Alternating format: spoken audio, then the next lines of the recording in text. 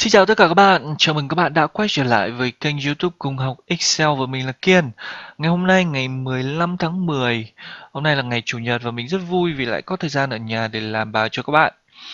Bài số 11 này chúng ta hãy cùng đến với một nội dung là vẽ biểu đồ trong Excel. Ở phần này thì chúng ta có 4 nội dung các bạn nhé, khá là dài đấy, mong các bạn kiên nhẫn. Nội dung thứ nhất, 5 loại biểu đồ cơ bản. Nội dung thứ hai, các thành phần cơ bản và thao tác cơ bản trong Excel.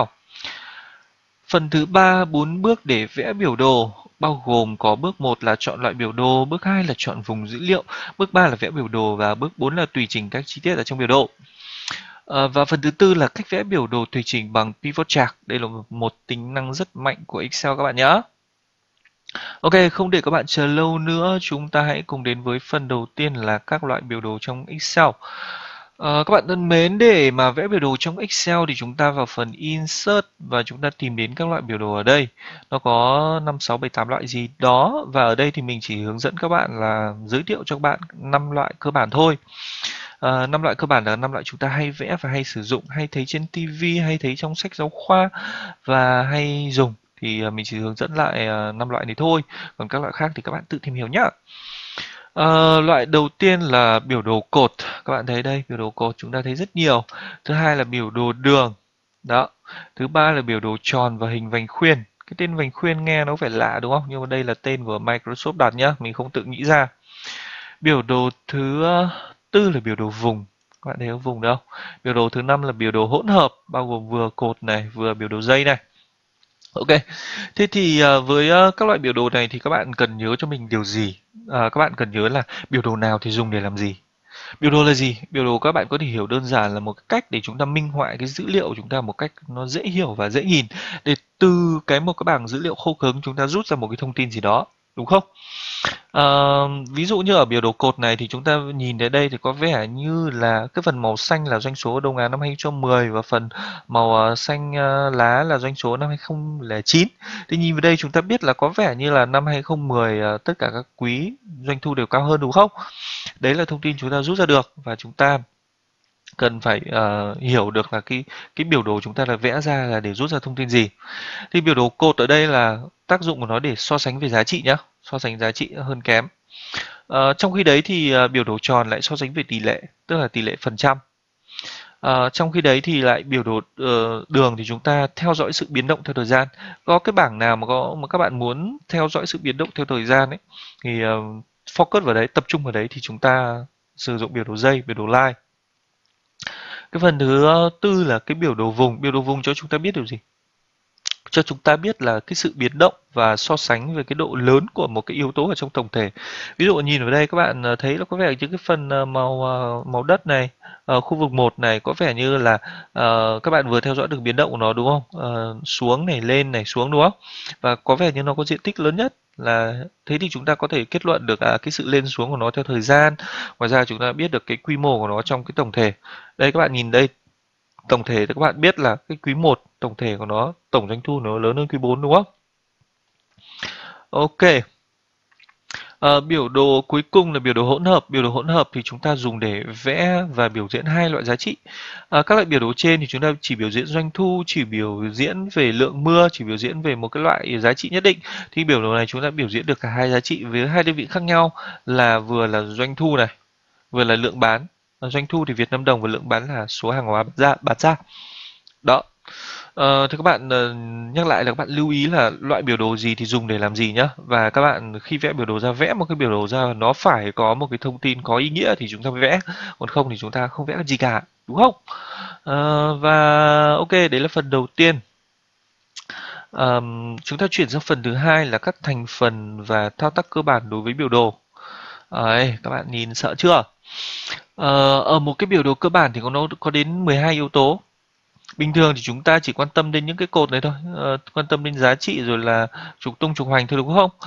Tuy nhiên thì Excel nó vừa là một công cụ biểu diễn dữ liệu, vừa là một công cụ giống như là thiết kế dữ liệu ấy cho sạch đẹp ấy, thì nó cung cấp cho chúng ta đến 12 cái loại yếu tố khác nhau của một cái biểu đồ. Thì mình đã list ra đây rồi, danh sách nó ở đây. Thì các bạn thích tìm hiểu cái nào thì các bạn cứ nghịch dần nhá. cứ vọc thử dần dần thì chúng ta sẽ biết thôi. Còn ở đây thì mình đánh dấu bôi đậm một số yếu tố, ví dụ như chart title này, tức là cái tiêu đề của cái biểu đồ của chúng ta. Đây các bạn lưu ý phần 1 này, phần 3 là plus error này, là chính là cái phần mà chứa toàn bộ cái biểu đồ chính, thông tin chính của chúng ta muốn biểu diễn. Phần thứ tư là data label, thì chúng ta đây chính là cái số 355 364 này. Chúng ta thêm bớt cái giá trị ở đây lên trên đầu cái cột dữ liệu thì nó cũng là một cái rất là dễ nhìn. Bạn lưu ý. Phần thứ 8 là phần data table. Đây, data table đây. Bình thường thì biểu đồ chúng ta đâu có cái cột table data label table này đúng không? Cái bảng dữ liệu này. Tuy nhiên thì Excel 2013 cho chúng ta thêm vào và nó cũng rất là đẹp, thì mình khuyên các bạn nên cho vào để chúng ta có những cái dữ liệu chuẩn xác hơn. Ok, 12 yếu tố cơ bản của biểu đồ các bạn nhớ nhé. Và bây giờ chúng ta chuyển sang phần thứ hai là các cái thao tác cơ bản đối với biểu đồ. Thao tác 1 là di chuyển và copy, rất là dễ đúng không? Di chuyển để các bạn click vào, nó hiển thị mũi tên 4 phía màu đen này, thì các bạn di chuyển sang phải, sang trái, xuống dưới, lên trên, rất là dễ, đúng không? Yếu tố thứ hai là copy. Copy thì các bạn chỉ chọn và copy, chúng ta sau đấy thì chúng ta paste vào đây, Ctrl V, đấy, xong rồi, chúng ta có hai biểu đồ, đúng không? Đấy, xóa đi. Thứ ba là chọn định dạng lại. Cái này thì các bạn ghi là chọn style nhá. Tức là một cái biểu đồ Excel cho chúng ta rất là nhiều các cái style, các mẫu khác nhau. Các bạn chỉ việc click đúp vào này, click đúp này.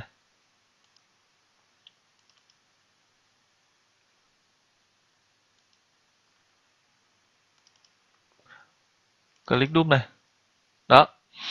Thì ở trên này Excel cho chúng ta các cái mẫu khác nhau này, các bạn thấy không? Di chuyển ở mẫu nào nó tự động thay đổi theo mẫu đấy nhá. Rất là hay, rất là tuyệt vời. Đấy. Hay không các bạn? Thì các bạn chọn loại nào mà mình thích thôi, kích đúp vào, ví dụ chọn loại này chẳng hạn. Đó, đây chúng ta có một biểu đồ mới hoàn toàn rồi, đúng không? Phóng to thu nhỏ thì rất dễ thôi, các bạn click vào đây, các bạn khi mà hiển thị cái mũi tên này thì các bạn kéo ra. Đó, đó. Tùy chúng ta thôi, theo cái khổ giấy và theo cái vùng mà chúng ta muốn đặt cái bảng dữ liệu này vào. Ví dụ mình muốn đặt nó trong vòng đến cái ô này thôi chẳng hạn, thì mình kéo nó vào đây, kéo đến ô này. Đó. Mình muốn biểu đồ trên biểu dưới và bằng nhau thì mình kéo đến cái mép trên này. Ok, xong nhá. Sửa tên rất đơn giản thôi, các bạn chỉ cần click vào đây để các bạn gõ chữ vào đây thôi. Đấy, chi tiêu 02. Đấy. Rồi phần thứ 6 chúng ta học cách thêm bớt các yếu tố minh họa. Các yếu tố minh họa ở đây chính là 12 cái yếu tố trên này các bạn nhé. 12 yếu tố đây. Thì Excel cho chúng ta một cái dấu cộng, các bạn click vào biểu đồ này có dấu cộng ở đây. Thì các yếu tố đây. Đấy, các yếu tố ở đây. Thì các bạn tích vào đâu thì nó hiện cái đấy thôi. Ngoài ra thì nó cho chúng ta nhiều các tùy chọn hơn cái mũi tên ở đây nhá. Đấy. Đấy, các bạn thấy không? Đấy, các bạn thêm vào data table, đấy nó thêm cho chúng ta rồi này. Thì tùy các bạn muốn thêm cái yếu tố nào để mà cái biểu đồ chúng ta đẹp hơn thì chúng ta thêm thôi nhé. Thì mình sẽ hướng dẫn các bạn ở phần sau. Ok, chúng ta xong phần 1 và phần 2 các loại biểu đồ và các thành phần thao tác cơ bản đối với biểu đồ trong Excel. Chúng ta chuyển sang phần số 3 là 4 bước vẽ biểu đồ nhé. 4 bước vẽ biểu đồ. Bước thứ 1, chọn loại biểu đồ. Tại sao chúng ta phải chọn loại biểu đồ? Như các bạn mình đã nói với các bạn rồi đấy. Biểu đồ là gì? Biểu đồ là một thứ để chúng ta phải rút ra được thông tin có ý nghĩa. Thế thì chúng đôi khi có những loại biểu đồ mà chúng ta chọn nhầm, chúng ta không rút được thông tin có ý nghĩa gì thì chúng ta phải vẽ lại. Đấy. Thế thì đây là câu hỏi nhé. Câu hỏi mà các bạn vẽ xong biểu đồ các bạn phải trả lời này. Biểu đồ đã vẽ có cung cấp thông tin gì có ích hay không? Nếu có thì chúng ta để nguyên, mà nếu không thì chúng ta phải vẽ lại. Ở đây chúng ta đến với một cái ví dụ là chúng ta có một cái bảng dữ liệu từ tháng 5 đến tháng 10, doanh thu lượng bán của các cái hãng điện thoại bao gồm Apple, Samsung, Sony, Oppo. Và từ cái bảng dữ liệu này chúng ta vẽ được 3 cái biểu đồ khác nhau ở dưới này. Biểu đồ đầu tiên là biểu đồ cột. Đấy, vẫn câu hỏi là biểu đồ đã vẽ có cung cấp thông tin gì không? Các bạn nhìn vào đây thì các bạn có suy diễn ra được thông tin gì không? Chắc là có đấy, nhưng phải nhìn được khá kỹ thì chúng ta mới rút ra được, đúng không? Tức là nó cũng khá là tối nghĩa. Còn biểu đồ thứ hai, biểu đồ thứ hai chúng ta nhìn tương đối là rõ, chúng ta nhìn thấy là cái sự biến động của doanh thu của cái lượng bán theo thời gian. Chúng ta nhìn thấy là cái màu vàng này nó lên cao nhất, cao hơn tất cả các cái hãng khác ở thời điểm nào, và nó xuống thấp ở cái thời điểm nào. Tức là chúng ta quan sát được hai thông tin, thứ nhất là sự biến động, thứ hai là vĩ độ lớn so sánh giữa các dữ liệu với nhau, đúng không? Bước sang cái biểu đồ thứ ba là chúng ta lại thêm một cái bảng ở dưới này, và chúng lại càng nhìn rõ hơn về cái xu hướng. Chúng ta lại còn có thể tra cứu luôn dữ liệu ở đây. Thế thì tóm lại là ở trong trường hợp này thì cái biểu đồ số 2 hoặc số 3 là cái biểu đồ tốt hơn biểu đồ số một, đúng không? Thế thì các bạn, mình muốn nói với các bạn là cái việc chọn loại biểu đồ rất là quan trọng trong việc chúng ta minh họa dữ liệu. Các bạn chọn sao cho nó đúng để chúng ta có cái dữ liệu tốt nhất. Ok, sang ví dụ thứ hai. Ví dụ thứ hai là các ví dụ minh họa cho các khoản mục chi tiêu trong gia đình tính bằng tiền đô. 12 khoản mục bao gồm điện, xăng, quần áo, điện thoại cố định, ghim, internet, tàu. Rồi. Đó, và bây giờ là tiền. Thì ở đây từ một cái bảng dữ liệu này chúng ta lại vẽ được hai cái biểu đồ tròn và biểu đồ cột. Vẫn là câu hỏi nhé, biểu đồ đã vẽ có cung cấp thông tin gì có ích không? Thì các bạn nhìn vào cái biểu đồ đầu tiên. Biểu đồ đầu tiên thì chúng ta nhìn thấy một số các cái dữ liệu lớn hơn, đúng không? Cái vùng màu xanh này là vùng điện này, vùng màu nâu này là vùng xăng này, vùng màu vàng này là vùng gì nhỉ? Điện thoại cố định, đúng không? Thì chúng ta nhìn thấy là các cái vùng lớn nhất là chúng ta biết là chúng ta tiêu nhiều ở cái vùng đấy, và những cái vùng nhỏ là chúng ta tiêu ít ở đấy, đúng không? Giả dụ như chúng ta lập kế hoạch tiết kiệm chẳng hạn, chúng ta biết là chúng ta nên tiết kiệm ở chỗ nào, và chúng ta nên giảm bớt cái nguồn chi ở chỗ nào.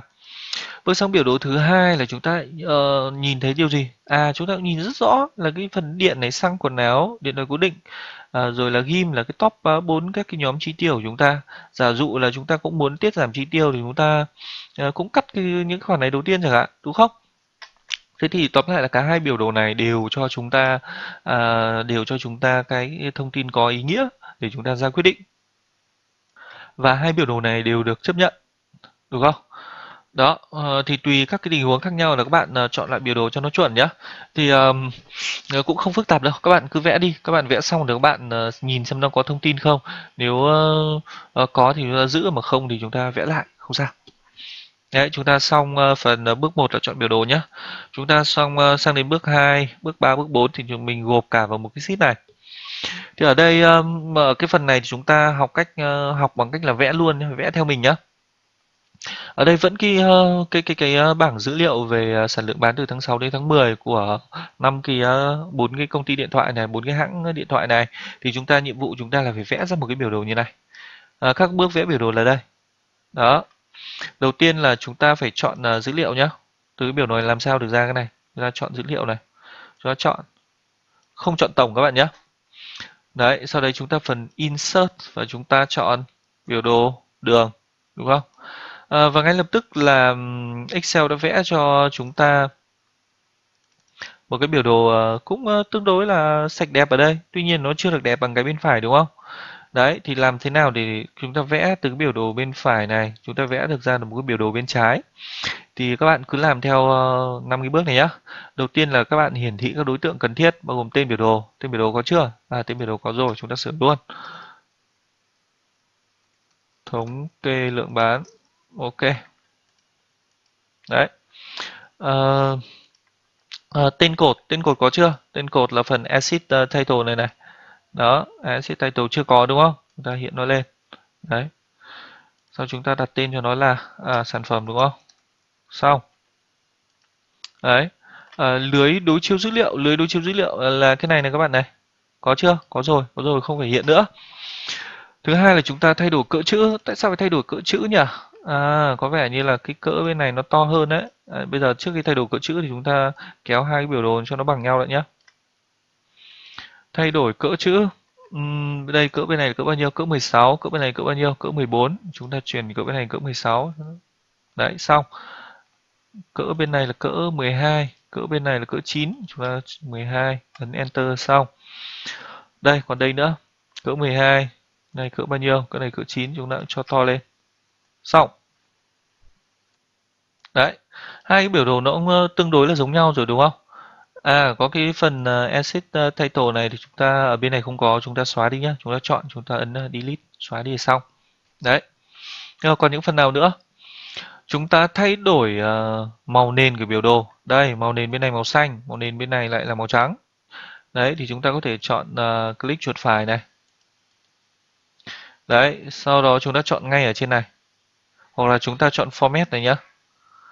Đây, chúng ta chọn Format này luôn. Đấy, thì nó cho chúng ta, cho các bạn chọn đây, Solid Fill. Đấy, nó tự điền chúng ta rồi. Ok. Và cơ bản là chúng ta đã có một cái biểu đồ gần giống bên này rồi ấy. Chúng ta chỉnh lại màu chữ một chút nhé. Màu này bên này là màu trắng. Màu trắng này. Các bạn chọn bình thường thôi. Màu trắng.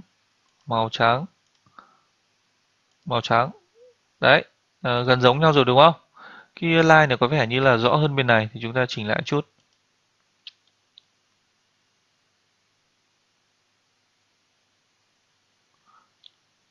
Đây, chúng ta chỉnh lại chút.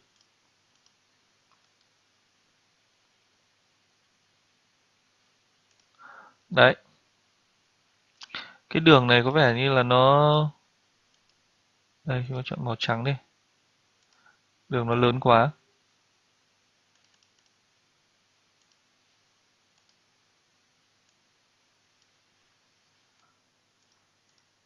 Chúng ta chuột phải, chúng ta chọn Format Reline. Chúng ta tăng cái ờ, độ mờ nó lên. Đấy, thì lập tức là nó cũng mờ đi thôi. Các bạn thấy không? Hai cái gần giống nhau rồi đấy. Các bạn có thể cho mờ nữa đi thì tùy nhá.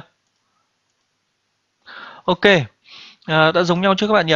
Khá là giống nhau rồi đấy. Thế thì đây còn một cái yêu cầu cuối cùng là thay đổi style bôi viền. Bây giờ cái viền này là cái viền màu đen. Thì chúng ta chọn đó. Sau đó chọn xuống phần border nhé, tức là cái đây, chúng ta chọn màu đen đúng không? Được chưa? Đấy, nó có màu đen rồi. Các bạn có thể tăng lên border, tăng cái kích thước này.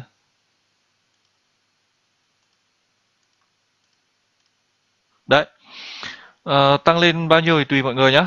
Đấy, về cơ bản là chúng ta đã xong cái phần ví dụ đầu tiên về vẽ biểu đồ một loại đơn vị.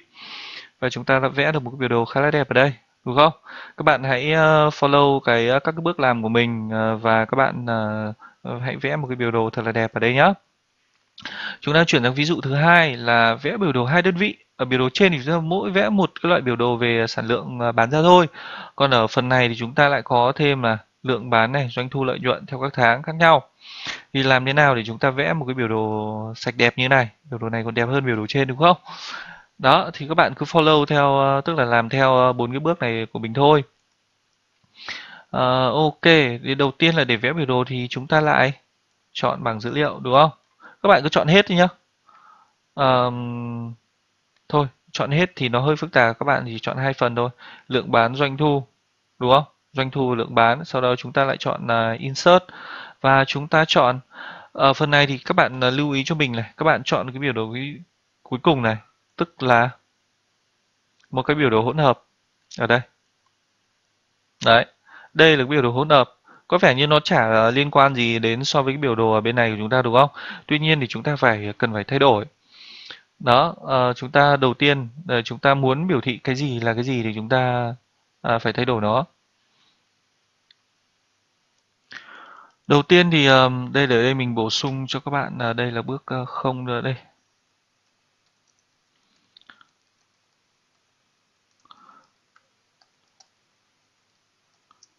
Chọn loại biểu đồ cho vùng dữ liệu.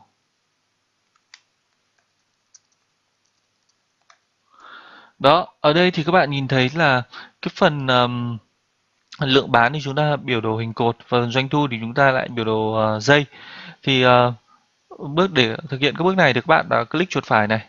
Các bạn chọn trên chart type này, được chưa? Tức là thay đổi cái style loại, style của cái biểu đồ của chúng ta. Đấy thì nó cho chúng ta ở đây này, lượng bán chúng ta muốn biểu đồ là hình cột đúng không? Các bạn chọn hình cột. Đấy, còn doanh thu chúng ta biểu đồ giây. Ok, chúng ta đã chọn biểu đồ giây rồi. Thì tại sao cái biểu đồ chúng ta nó lại hiện xấu như này? Bởi vì là cả hai cái dữ liệu này đều chung một cục trục quy chiếu là triệu. Thì rõ ràng là cái lượng bán ở đây nó là có 1.000 thì nó rất là thấp, rất là bé ở đây thôi. Trong khi doanh thu của chúng ta lại là lên đến hàng tỷ thì nó lên trên cao này là hoàn toàn tất nhiên rồi. Vậy thì chúng ta hãy cho cái lượng bán một cái cột dữ liệu ở bên tay phải này để chúng ta đối chiếu. Thì để làm điều đó thì chúng ta click vào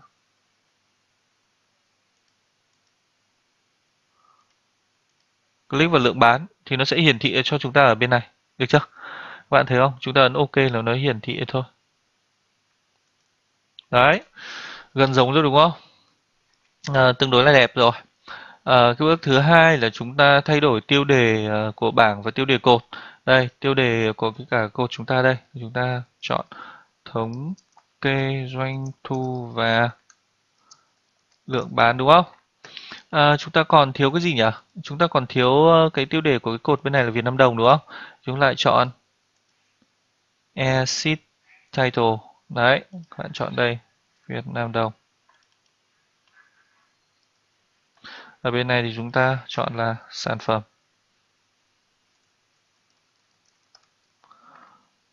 Ok, các bạn thấy không? Rất là dễ. Chúng nó còn thiếu gì nhỉ? À đây, còn thừa cái này thì các bạn xóa đi. Xong. Chọn style và thay đổi màu nền. Chọn style thì chúng ta có thể là click đúp vào. Đấy, các bạn chọn style nào thì các bạn chọn nhá. Style này có đẹp không? Style này cũng tương đối đẹp ấy. Đấy, style này, đây, style này rất đẹp rồi. Giờ chúng ta muốn chọn màu nền, thay đổi màu nền. Đây là bên là màu đen mà chúng ta lại muốn là cái biểu đồ chúng ta màu xanh. Thì chúng ta làm nào? Đây, các bạn click vào đây. Ban nãy thì mình hướng dẫn các bạn là format check error ở đây nhá. Còn ngoài ra thì các bạn chọn luôn trên này tùy. Đây là fill này. Các bạn chọn luôn màu xanh. Đấy, và chọn màu xanh. Các bạn thấy không? Nó còn thiếu gì nhỉ? Nó còn thiếu cái bảng này. Thì chúng ta lại bổ sung bảng dữ liệu. Bổ sung bảng dữ liệu data table. Đấy, các bạn thấy không? Bảng dữ liệu chúng ta hiện lên rồi. Đây, cho nó hai cái nó bằng nhau. Đấy, các bạn thấy không? Và chúng ta đã vẽ xong một cái biểu đồ rất là đẹp, hai biểu đồ giống hệt nhau từ một cái bảng dữ liệu này. Và mình chắc chắn là đây là một cái bảng dữ liệu mà khi mà các bạn đưa vào các cái tài liệu của mình nó sẽ rất là dễ hiểu. Không? Ok, vậy là chúng ta đã xong bốn cái bước để vẽ một cái biểu đồ. Chọn loại biểu đồ này, vẽ và tùy chỉnh. Đây, kết quả công việc của chúng ta đây. Đó. Thì mình tạm thời xóa đi nhá, bởi vì cái file này mình sẽ up lên cho các bạn dùng mà. Đấy, thì các bạn cứ theo cái mẫu này các bạn vẽ lại được theo cái biểu đồ này của mình là các bạn đã thành công rồi đấy. Ok, chúng ta chuyển sang phần số 4 là cách vẽ biểu đồ tùy chỉnh bằng pivot chart. Một cái đang rất là hay. Đây, pivot chart. Phần này thì mình lại cho các bạn một cái bảng dữ liệu đây và một cái yêu cầu đây.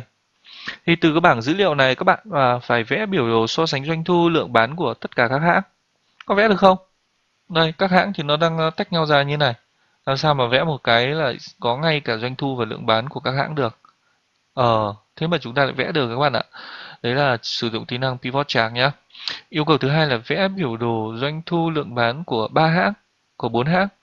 Ở đây nó rất nhiều hãng nhé, các là Vivo này, Philips này, Mobistar này. Nhưng mà chúng ta lại chỉ vẽ được của 4 hãng thôi. Chỉ yêu cầu vẽ 4 hãng thôi thì chúng ta phải làm nào? Lúc đấy thì chúng ta phải dùng một cái tính năng hay hơn của Excel là pivot chart để vẽ nhá. Thì đầu tiên là các bạn là chọn vùng dữ liệu đúng không? Ctrl Shift mũi tên xuống, chúng ta chọn hết từ vùng dữ liệu rồi. Sau đấy thì chúng ta chọn Insert và các bạn thấy không? Các bạn thấy pivot chart thấy không? Đấy, chúng ta click vào đây. Thì nó sẽ hỏi chúng ta này là chúng ta chọn vùng dữ liệu nào. Đây chúng ta chọn vùng dữ liệu này rồi. Thứ hai là nó hỏi chúng ta có muốn mở một cái worksheet mới không, cái khu vực làm việc không, hay là chọn một cái vùng thì các bạn chọn Exit Worksheet nhé. Sau đấy chúng ta chọn cái ô nào đấy. Đấy, chúng ta ấn Enter, Enter, rồi ấn OK.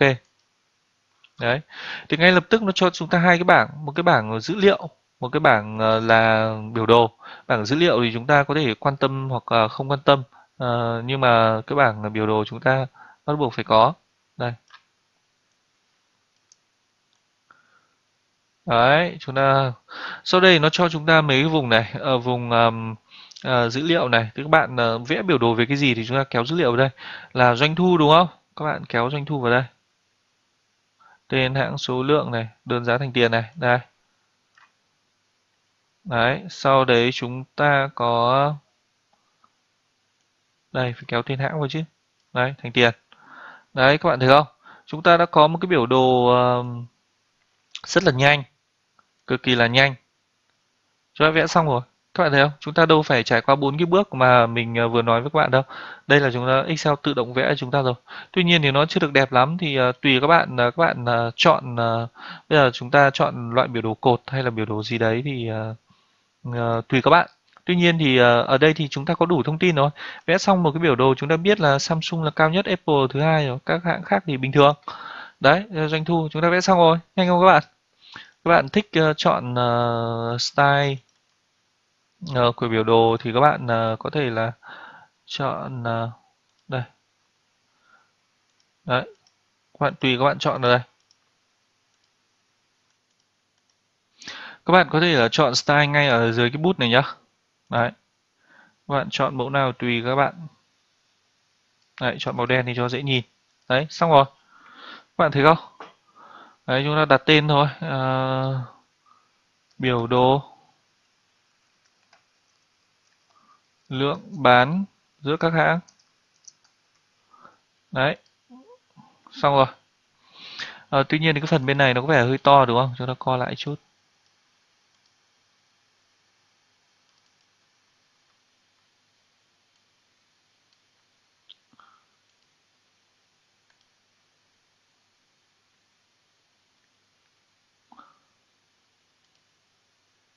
Đây, bạn sửa cái này lên Việt Nam đồng. Ok. Đấy, thì chúng ta đã có một cái biểu đồ ở đây rồi. Xóa này đi. Các bạn thấy không?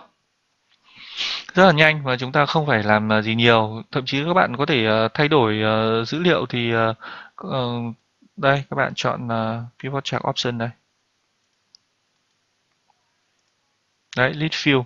Các bạn có thể thay vì lượng tiền thì các bạn có thể là chọn là số lượng. Đấy, Samsung vẫn bán được nhiều nhất, Apple bán được thứ hai. Tuy nhiên thì cái mức độ sản lượng nó không chênh nhau nhiều như các bạn nãy nữa. Đấy, thành tiền này. Có lẽ thì mình sửa cái phần này từ phần doanh thu thì cho các bạn dễ hiểu.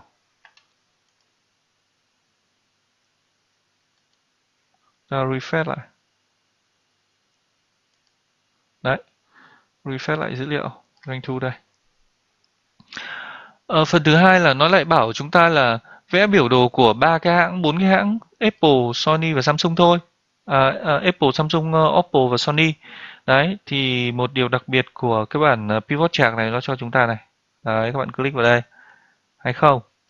Đấy, các bạn thích vẽ giữ lại cái nào thì các bạn tích vào đây. Apple này, Samsung đâu? Samsung này, Oppo này và Sony đúng không? Ok. Đấy, chúng ta chỉ còn bốn cái loại khác nhau thôi. Thì các bạn tùy chỉnh rất nhanh bằng tính năng pivot chart này. Ok. Và các bạn thân mến, chúng ta vừa kết thúc 4 phần của nội dung là vẽ biểu đồ trong Excel. Mình hy vọng rằng những cái nội dung này sẽ giúp các bạn xử lý nhanh hơn trong Excel và có thể tự tin hơn trong việc trình bày dữ liệu của mình. Bài học tương đối là dài. Cảm ơn các bạn đã ngồi nghe mình nói đến lúc này. Và các bạn hãy like và subscribe kênh của mình để ủng hộ mình các bạn nhé. Cảm ơn các bạn rất nhiều. Xin chào và hẹn gặp lại.